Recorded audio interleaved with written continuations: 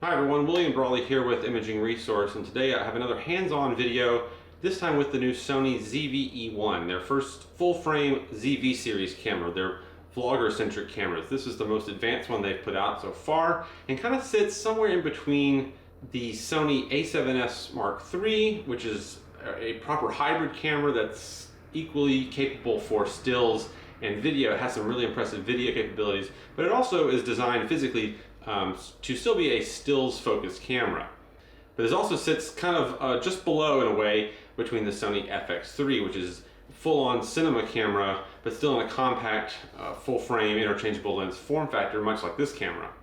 This new ZV-E1 camera is definitely focused more on the advanced enthusiast creators who want a video camera with that full-frame look, that full-frame image quality, but still in a compact form factor that's not so stills focused like an A7S III, but not as full-on cinema camera like an FX3. So in this kind of series of videos, I'm going to do a few tests of some of the new features, like image stabilization, which has a cool new dynamic active mode for really smooth run and gun handheld shooting, a new 3-capsule microphone that you can change the directionality of the sound either automatically based on where it detects the voices coming from, or you can set it to just the rear, just the front, or pick up sound from all around the camera. So in this video and the other ones, I'm going to try to shoot as much of the video with the camera itself, as well as only use the built-in microphone on top of the camera for all of the audio recording purposes. So let's get started. All right, so in this little section of the video, I wanted to talk about the hands-on experience, the design, the ergonomics of the new Sony ZV-E1. Now, as you can see here in my hand, this camera is quite compact, quite small. It really kind of reminds me of like a Sony A7C meets the ZV-E10. It has a full frame image sensor, a 12.1 megapixel backside illuminated sensor. The main interface of the camera is a vari-angle touchscreen display. There's no built-in EVF. It has a large video record button on top, and obviously there is the power zoom rocker, the wide and tele zoom switch on the front of the camera next to the shutter release. Now, this camera, despite being designed primarily for video shooters, it still has a full complement of photo features, and there is a little mode slider switch on the top of the camera for photo, video, and slow and quick video features. In terms of the main kind of handling and design of the camera, this features that, kind of a rangefinder style camera, but in kind of obviously a more vlogger video focused package. You have a you have a small but substantial hand grip, so it feels pretty nice in your hands, especially with lighter, smaller lenses. If you're shooting with anything longer or heavier, you might start to notice a little bit of a front heaviness. But it's still a pretty substantial grip, and the camera is quite comfortable to hold. In terms of control dials, there's one main thumb dial on the top back edge of the camera, and then you have a secondary one on the rear of the camera that's also a multi-directional button with various functionalities mapped to it. This has the Z battery, the large battery pack that pretty much takes up the entire space of the hand grip here, so the battery life is actually quite excellent in the time that I've used this camera.